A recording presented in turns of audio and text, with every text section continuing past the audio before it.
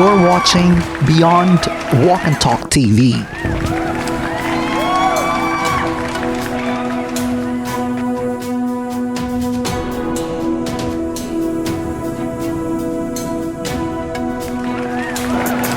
Hi, I'm IñAKI TORRES and you're watching Beyond Walk and Talk TV.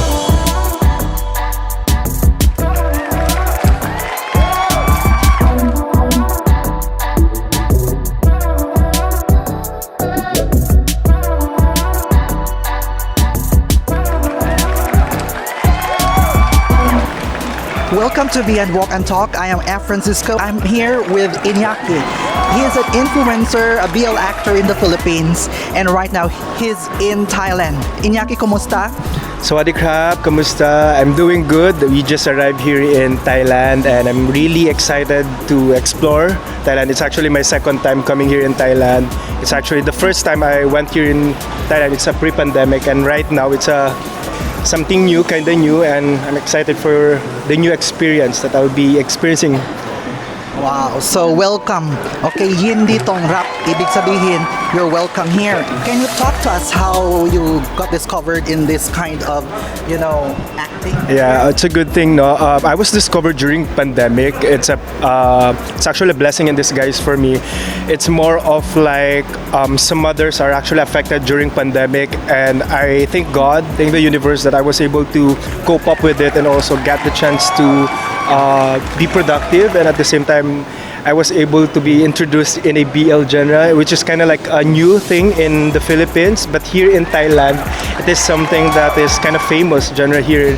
So I'm really grateful that I was able to experience that kind of genre, and I'm actually looking forward to a more of a self-growth as an actor and as a person also. Wow, it's so interesting to know your story and knowing that parang like when you are an influencer, you are an independent creator. You create your own. I'm a graduate of mass communication. I read a book about making is connecting. So parang doon ko na parang naging Bible ko na yon in making my own channel. So para kang nakikita ko kasi sa iyo parang an embodiment kung ano ang nakasulat doon. Kasi parang fulfillment siya ng mga nakasulat doon na when you make, you connect. When you create, you connect. How did you connect with the other people through your influence on social media? Your Instagram has 2 million followers. The followers are actually escalating. Yeah, thank you. I think everyone can be an influencer. It doesn't matter. I mean, when you say influencer, I think most of the people were actually reacting that you have a huge followers, but it doesn't really that matter. It's more of like you influencing, making an impact to your co-people, or more of like you're trying to uplift or somehow share the good vibes or influence. It's more of you inspiring other people. It's not just about the likes or the followers, but more of like you encouraging them to be the best version of themselves, and also you giving the positivity. I think it's more of like you, when you connect to people, it's like you're embodying or empowering them, not just the physical or not just about the material things, but more of like making an impact.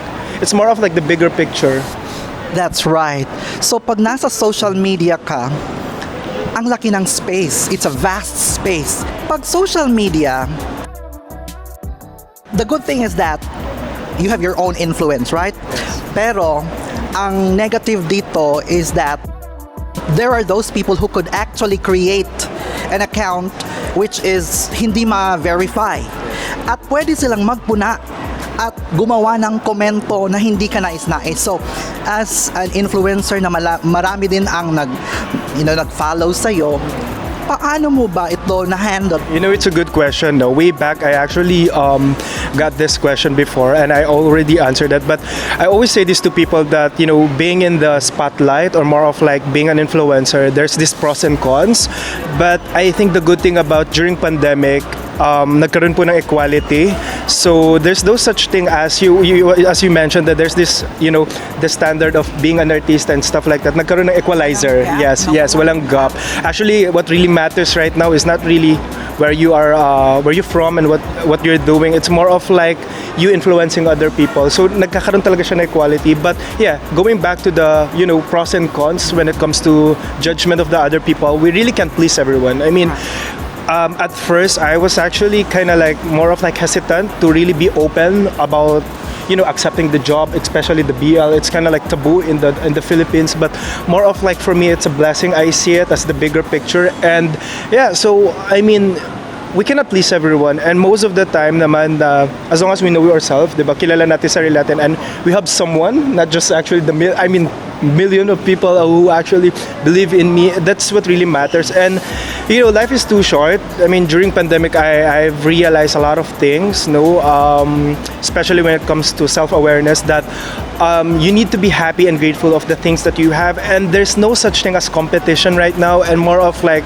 you need to focus sa sarili mo, self-growth. And I think somehow the secret of me being here in this industry somehow is the positivity that I share to other people, and more of like not being perfect, the image of being perfect, but more of like being realistic and somehow being good vibes to influence other people, and not just parang aiming for that kind of attention, but more of like influencing talaga. So why series? What makes you interested to parang pasukin ang mundo na ito? Yeah, good thing, no? Just to share, before I was an influencer, before I became an actor. So I used to be involved with this organization, which is the Red Whistle. So they are actually the ambassador, or more of like they're an organization who actually help other people when it comes to HIV awareness. So I've met a lot of people who's dealing with HIV, and a lot of people who's members of LGBT plus Q community. And I've realized that making something like, it doesn't matter who you are, where you came from, but more of like you influencing other people. And you cannot just really say na you need to be like them in order for you to give an example, or to more of like to represent them, but you just need to feel the pain and somehow their story, and you get the chance to learn something new and learn something from them that you may be cherishing for the rest of your life. And yeah, so most of the time I do research about the BL or the Y the Y series, and most of the time I read books.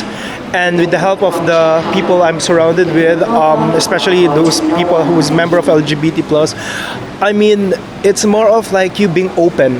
The openness, I think that's my secret being here in the industry. The willingness to learn something new, and more of like you being curious about everything. And you can, search it on internet, Google, YouTube, and, watch some movies or some, series related to that kind of genre. So yeah, I think that's the good thing about the new way of, learning some stuff in the internet. Have you tried to watch BL or Y series in Thailand? At meron ka bang mga actors na naging inspiration sa panonood mo or sa acting life mo? Actually, before I start my acting journey, I actually did a lot of binge watch of a lot of like series, especially in Thailand. Yeah, the BL or Y. I've watched Blue Kisses, Dark Blue Kisses, right? And then Together the series, and a lot of things like there's some ano pa nga I forgot. I'm not really good at the titles, but I think I've watched a lot, like more than 10 series. So yeah, I was able to grab or get something from the experience, from the series itself, and more of like how can I use the technique to use it in my upcoming or in my own series. So yeah, I've watched a lot, and how's the atake, the technique of how you approach and stuff like that. So Paano mo inaalagaan yung fans kasi sila ang nagpo-push, nag-boost ng popularity mo sa Twitter, sa social media? Yeah, I think my most key or the most secret that I actually the way I actually don't call them fans. I call them actually supporter. And how do you call them? I call them Ak Infinities. So the good thing about hi to all Ak Infinities out there. there's a lot of kasi ACK Infinity is not just in the Philippines, not just in Thailand, somehow all over the world. And nakakatuwa kasi I was expecting that most of the viewers of the series na I've done from the past and yung ginagawa, I thought it's more of like members of LGBT, but I'm quite, a lot of like girls and young kids na who kept on sending me messages that they were inspired and they're doing some letters and stuff. And sobrang kinikilig ako kasi, I mean, it's not about the fame. It's more of like you making an impact again. It's not an easy job, and it's not a glamour and thing, and it's more of like you showing or more of like implicating something positivity sa kanila. And diba, during pandemic, a lot of people are experiencing depression and anxiety and stuff. And one thing that I actually parang grateful about what happened during pandemic is I was able to influence them somehow, parang make a change or somehow change the vibe to see the good side. And so I'm really grateful. And the good thing about them, they're kind of like they're being thoughtful. They send me gifts and supports. And most of the time if I have projects and not just projects but more of like I'm into business also, so they support it right away.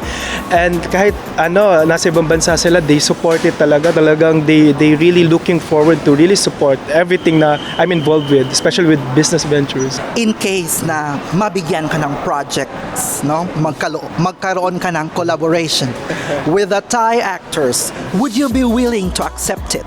Wow. Medyo safe answer muna tayo, but actually that's one of the reasons why we're here in Thailand. So I'm really praying to the universe, to the God, to all gods out there to make it possible, kasi I always believe na it's just a matter of perfect timing, and I think there's no such thing as accident. So since we're here, aside from I'm looking forward sa food, sa culture, so I'm looking forward also sa mga meeting namin, upcoming meetings namin, and also looking forward for for a collaboration, more of like Philippines and Thailand. Kasi this is something like something we need to look forward also, and this is not a first time thing, but more of like I'm really excited, more of like overwhelmed ako right now kung anong mangyayari. Do you have any upcoming projects that can be revealed sa ating mga audience? Projects sa Philippines, which is yung series na BL series na Forever Yours. I'm with Ellie Salan, so na-start naman namin na yung shooting, but somehow yung conflict of schedule medyo nagkaroon ng delay. But I think babalik na kami after all the the commitments, or more of like the mga prior commitments namin after this. Thank you so much, Iñaki. Thank you so much, Mr. Aski Pascual, for making this possible. I'm together with your manager, Sir Carlo. Kapkun Kap. Hi, Beyond Walk and Talk. Hi, bye. I love you. Please watch Beyond Walk and Talk. Please watch Beyond Walk and Talk. Thank you. Again, maraming salamat po. Hi everyone, it's Miss Universe 2015 P Awards back, and I'm inviting you to watch Beyond Walk and Talk. Hi, Beyond the Walk and Talk. Nice to meet you. Hi there, Beyond Walk and Talk.